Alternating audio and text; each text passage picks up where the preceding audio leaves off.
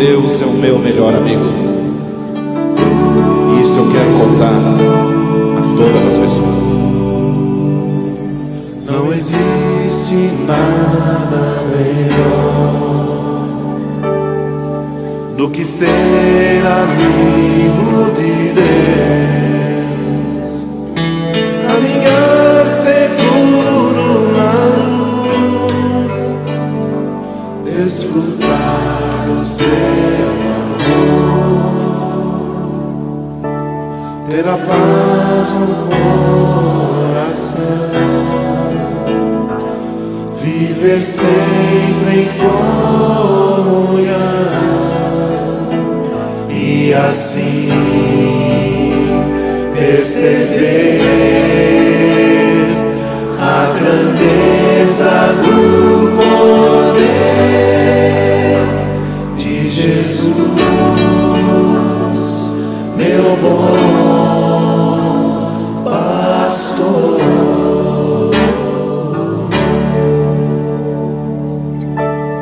Não existe nada melhor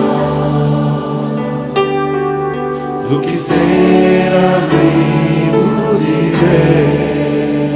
Deus, caminhar seguro na luz, desfrutar do seu amor, ter a paz no coração, viver sempre em comunhão e assim perceber a grandeza do poder de Jesus, meu bom pastor.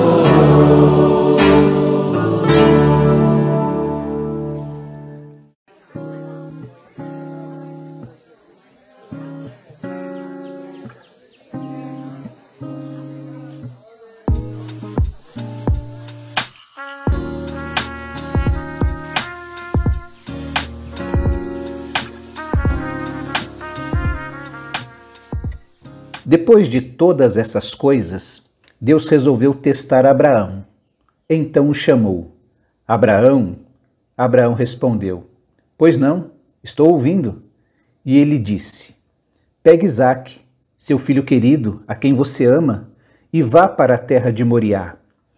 Você deverá sacrificá-lo ali como oferta queimada sobre um dos montes que indicarei. No dia seguinte, Abraão levantou-se bem cedo e pôs a sela sobre seu jumento. Levou consigo 2 jovens empregados e seu filho Isaque. Ele cortou lenha para a oferta queimada e partiu para o lugar indicado por Deus.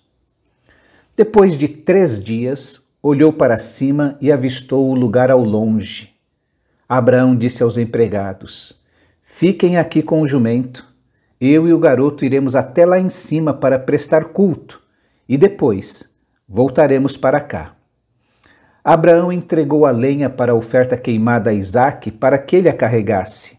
Levava consigo ainda a pedra de fogo e a faca, e os 2 seguiram juntos. A certa altura, Isaque disse a Abraão: Pai. E Abraão respondeu: Sim, meu filho.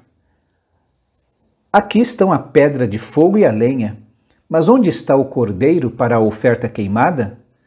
E Abraão respondeu: Filho, Deus vai providenciar o cordeiro para a oferta queimada. E continuaram caminhando. Finalmente, chegaram ao lugar indicado por Deus. Abraão edificou um altar e arrumou a lenha sobre ele. Depois, amarrou Isaque e o pôs sobre a lenha. Em seguida, estendeu a mão e pegou a faca para matar o filho. Na mesma hora, um anjo do Eterno chamou-o do céu: Abraão, Abraão. Pois não, estou ouvindo.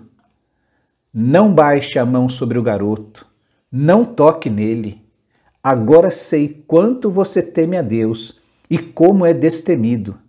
Você não vacilou em pôr seu filho amado, sobre o altar para oferecê-lo a mim. Abraão ergueu os olhos e viu um carneiro preso pelos chifres num arbusto. Ele pegou o animal e o sacrificou como oferta queimada em lugar do seu filho. Abraão deu àquele lugar o nome de Yahvé-Jireh, que significa Deus providenciará. Foi daí que veio a expressão, no monte do Eterno, Ele providenciará. Que bom que podemos nos encontrar nesta última quarta-feira de 2023. Você sabe que tradicionalmente a quarta-feira é separada para a oração nas igrejas batistas no Brasil. Isso é muito importante porque ela pega o meio da semana exatamente entre dois cultos dominicais para nos chamar para reflexão, para oração, para esta atividade, para esta ação que é tão importante, tão vital na vida do cristão, na vida do discípulo de Jesus, na vida daquele que quer seguir a Jesus e quer ter comunhão com o nosso Deus. Eu comecei a pensar a respeito disso, sobre a importância. Talvez fosse importante para mim e para você, neste tempo, fazer uma reflexão sobre quanto tempo gastamos em oração. Você vai se lembrar lá em Atos 6, quando surge uma polêmica, uma dificuldade de relacionamento na vida da igreja, a acusação de que as viúvas helênicas estão sendo preteridas na distribuição da ajuda que era dada, e os apóstolos são chamados a tentar resolver aquela situação. E uma das orientações que eles dão à igreja é que eles devem escolher homens de boa reputação, cheios de sabedoria, de fé e cheios do Espírito Santo, para que tratem deste assunto, desta questão, deste problema a ser resolvido, para que os apóstolos possam se dedicar à oração e à palavra. A oração era algo tão importante no ministério dos apóstolos que eles priorizaram em relação a outras questões que surgiam na vida da igreja. Hoje isso não é um problema para a igreja contemporânea. Existe um departamento, um ministério de ação social que cuida disso. Talvez aqueles apóstolos tenham aprendido com Jesus a importância da oração. Eles viram o mestre se separar deles, inclusive, para poder orar. Sair do meio da multidão, sair do meio deles, separar alguns deles para que estivessem em oração com ele.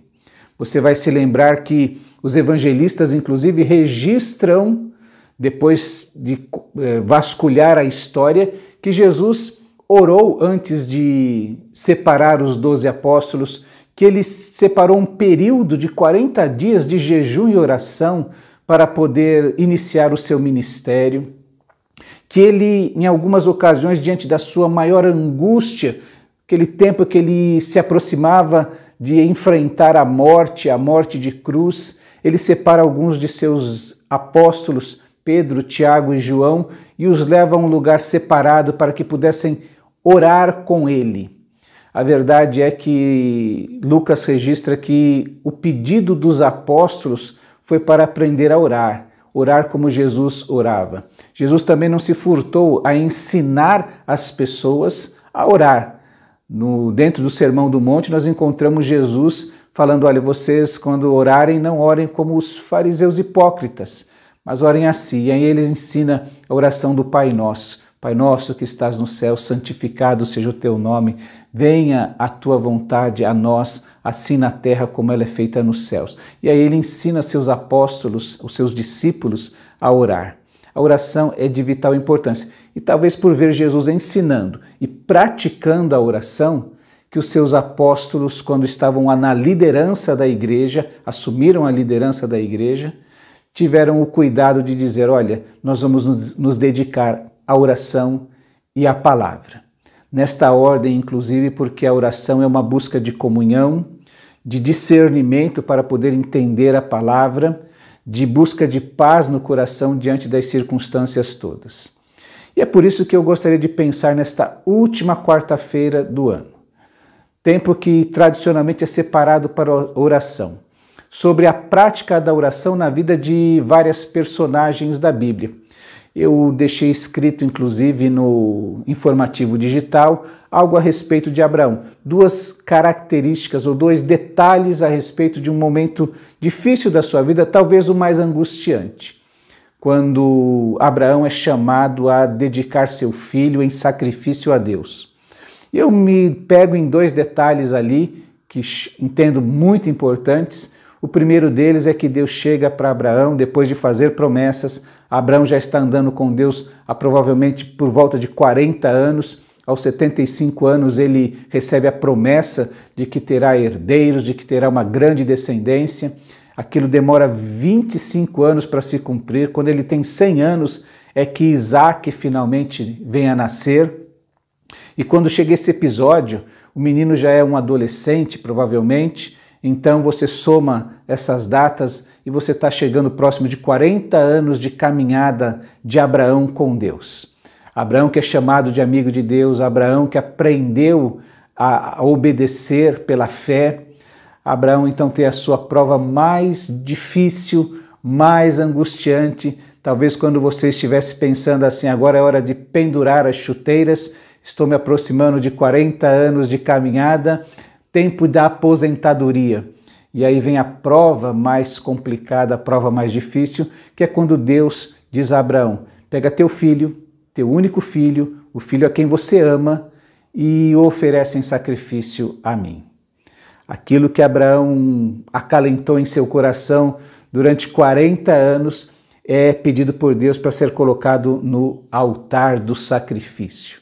A Bíblia registra que na manhã seguinte, Abraão empreende aquela viagem até a região de Moriá, um local que Deus havia determinado para ele. É interessante pensar porque, como nós dissemos, aquilo que Abraão acalentou durante 40 anos, desde os 75 anos, uma promessa de uma descendência. Agora está ali diante dele o meio pelo qual a sua descendência se perpetuará, Isaac. E esta descendência, este menino, é pedido em sacrifício. E Abraão passa então até a manhã seguinte, cuidando de muitas coisas com certeza. A Bíblia diz que ele levou lenha, levou uma faca, havia brasa, tudo isso teve que ser providenciado. Havia um jumento, talvez o melhor jumento de todas as suas riquezas, ele pegou o melhor animal para poder fazer essa viagem. A Bíblia diz que, chegando próximo do local, ele pediu para que os servos ficassem ali, porque ele ia sozinho com o menino até o local determinado por Deus. E ele deve ter escolhido alguns servos de confiança, servos que ele pudesse, de fato, contar em tudo que fosse fazer. A Bíblia diz que aquela era uma viagem longa, precisava de mantimentos para a ida e para a volta. E tudo, uma série de providências para poder realizar a vontade que Deus havia determinado para ele. A verdade é que eu imagino que Abraão passou aquelas horas, aquela noite, pensando em muitas coisas. Não somente sobre todas essas necessidades, sobre todas essas providências que precisavam ser tomadas, mas questionando a Deus sobre muita coisa. E eu imagino, se ele se parece comigo, ele deve ter demorado para pegar no sono. Ele deve ter dormido poucas horas naquela noite, pensando, tentando uma solução que não cabia a ele tomar, que não mudaria muitas coisas naquele momento. Verdade é que Abraão deve ter passado aquela noite falando com Deus, em muita oração, expondo o seu coração, expondo as suas lágrimas, expondo o choro da sua alma. Há uma frase dos pais da espiritualidade na história da cristandade, que é a noite escura da alma, aquele tempo em que você não sente a presença de Deus, que você parece que está no escuro e sozinho, e que você precisa falar, e derramar a sua alma, e novamente reafirmar o seu amor a Deus, a sua confiança em Deus. Muito bem, passada esta noite escura da alma, esse tempo tão difícil de angústia, mas que precisa ser, uma série de providências precisam ser tomadas para ir em direção à vontade de Deus, amanhece o dia. E não mudou nada. Abraão passou a noite orando, Abraão passou a noite chorando na sua alma, Abraão passou toda aquela noite de insônia e nada mudou. E agora amanheceu e é preciso caminhar na direção da vontade de Deus. E o que acontece é que Abraão tem uma caminhada de 3 dias para fazer. Entre sair de Berseba e chegar até a região de Moriá, mais ou menos 100 quilômetros, e uma caminhada de 3 dias, 2 noites. Vamos pensar aí que Abraão tem que caminhar, tem que parar para descansar e se alimentar, tem que se hidratar nessa caminhada. E você imagina fazer acampamento para dormir, desmontar acampamento para continuar caminhada. E a cada caminhada você vai caminhando e pensando, e para se alimentar e às vezes não tem nem fome, mas precisa comer, precisa beber para poder continuar a caminhada. E aquele tempo que você passa ali, inclusive agradecendo o alimento, o Deus que supre todas as coisas, o Deus que cuida de nós e não nos deixa faltar nada. E você termina aquele tempo e você se levanta de novo e nada mudou. Você precisa começar a caminhada em direção à vontade de Deus e não sabemos dizer exatamente quantas vezes Abraão teve que repetir este ritual de parar, fazer acampamento, faz alimento, se alimenta, descansa um pouco, vamos levantar novamente. E tempo de pensar, de raciocinar, de falar com Deus, de pedir coisas a Deus. E o que Abraão fez nesse tempo todo? Cada vez que ele se levantava para continuar caminhando, cada passo que ele dava, cada momento que ele falava, estamos mais perto, já passamos por tal referência, então isso significa que faltam 1 dia ou 2 dias, que falta tantas horas. E até que finalmente Abraão chega e a Bíblia diz que lá ao longe ele observa, ele contempla o lugar que Deus determinou. Está mais próximo, está chegando realmente o local. O que Abraão faz em todo esse tempo? Quando ele chega, deixa os seus servos aqui, vocês fiquem aqui que eu vou ali com o menino. E estes últimos passos de Abraão até o local onde ele ia fazer um altar para o sacrifício. Como batia o coração de Abraão? Já que ele passou uma noite insone, já que ele está 3 dias pensando, o que ele fez? E esses últimos passos na direção de finalmente sacrificar o seu filho. Eu creio que Abraão orava, falava com Deus, falava, Senhor, o que o Senhor vai fazer? O Senhor disse que eu teria uma descendência e esse é o meu filho. O que vai acontecer? O Senhor tem certeza do que está me pedindo? E em muitas questões que Abraão coloca e joga diante de Deus, em alguns momentos ele fala, o Senhor sabe que eu te amo. O Senhor sabe que eu creio em ti. O Senhor sabe como eu tenho caminhado nesses 40 anos e talvez Abraão até fizesse uma reflexão neste tempo, pensando assim, Senhor, eu sei que eu falhei em muitas coisas, mas o Senhor sabe do meu coração. Existe uma frase do apóstolo Paulo que ele fala mais de uma vez, que Deus é minha testemunha. E é que é quando ele evoca a Deus para falar a sinceridade do seu coração, das palavras que ele está dizendo. Eu imagino Abraão caminhando e falando estas coisas com Deus. Senhor, eu não estou entendendo tudo, eu não estou compreendendo tudo. Eu tenho certeza que essa é a tua vontade e o meu coração ainda tem dúvidas. Eu quero falar com o Senhor sobre isso, mas eu quero dizer ao Senhor que eu creio no Senhor. Eu quero dizer ao Senhor que eu amo o Senhor. Eu quero dizer ao Senhor que eu amo o Senhor mais do que este filho da promessa. Eu quero dizer que eu creio no Senhor, creio que o Senhor é mais poderoso, inclusive, que a morte. Se o Senhor quiser, o Senhor pode impedir isso, o Senhor pode, inclusive, ressuscitá-lo. Eu quero declarar a minha fé em ti. E Abraão vai fazendo isso enquanto toma decisões, enquanto está insone, enquanto contempla o olhar para o horizonte e diz, vamos, nosso caminho é este. Enquanto ele vai caminhando cada passo, que vai se aproximando cada vez mais daquilo que ele não deseja, que é a morte do seu filho, que chega até aquele ponto crucial, em que todo este tempo regado de oração faz com que Abraão não tenha dúvidas de levantar a faca, o cutelo, para sacrificar o seu filho no altar que ele havia feito para Deus. A oração, na minha interpretação, foi o que conduziu Abraão até aquele ponto em que Deus intervém para dizer: Abraão, Abraão, não faça mal ao menino.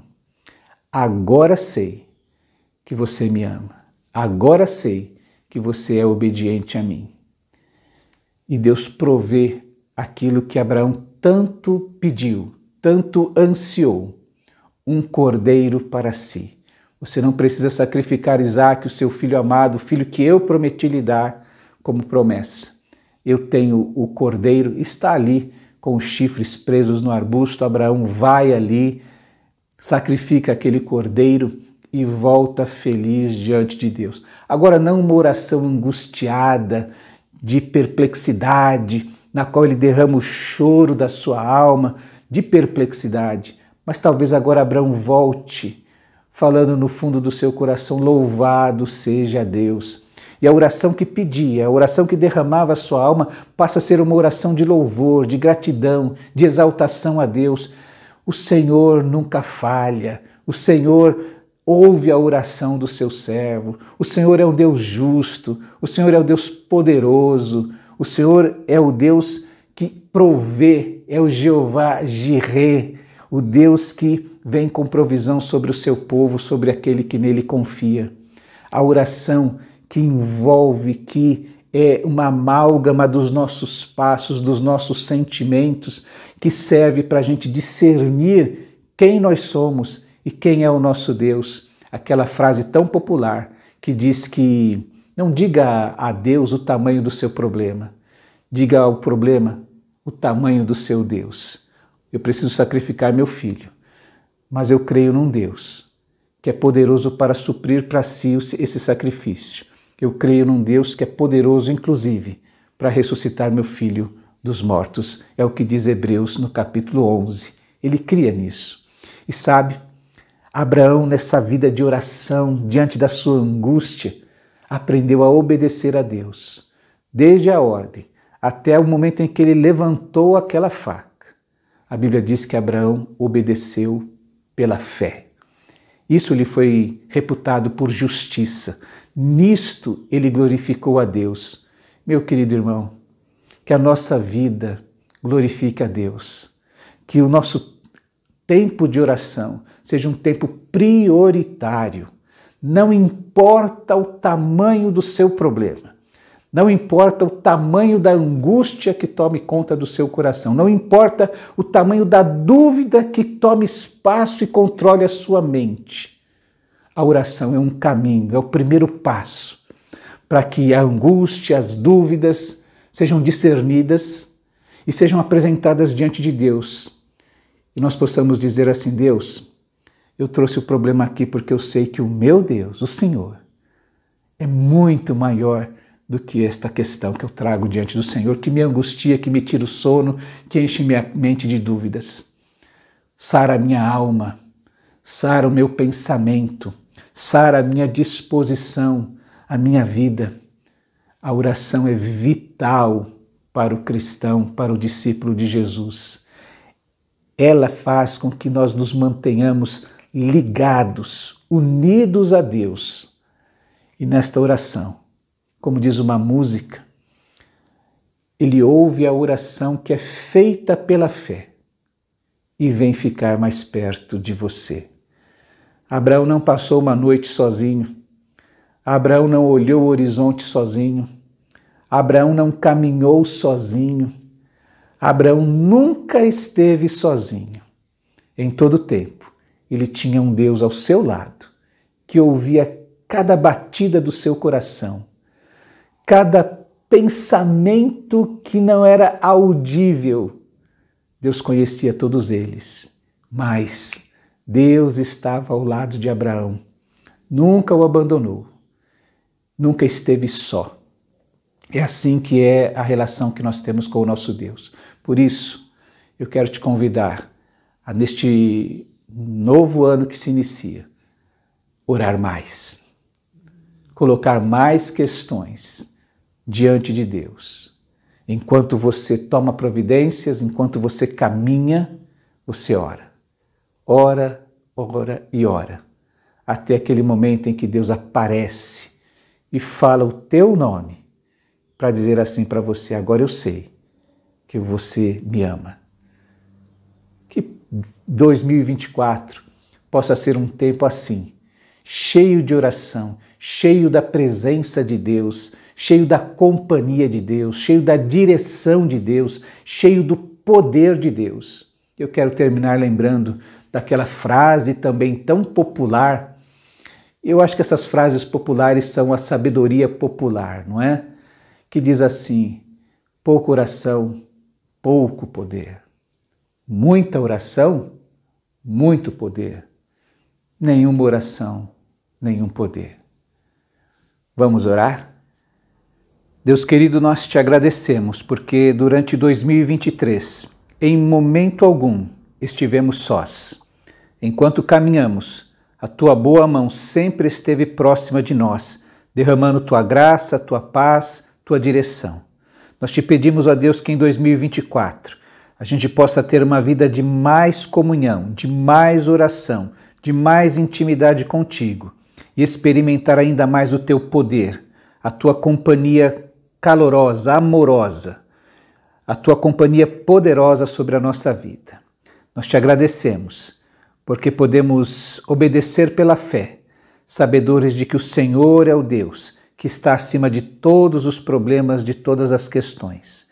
Louvamos o teu nome, no nome precioso e poderoso de nosso amado Senhor e Salvador Jesus Cristo, aquele que morreu, mas ressurgiu e está assentado à tua destra. Amém. Que seja um 2024 de mais intimidade com Deus e de experimentar mais o poder de Deus. Até lá então.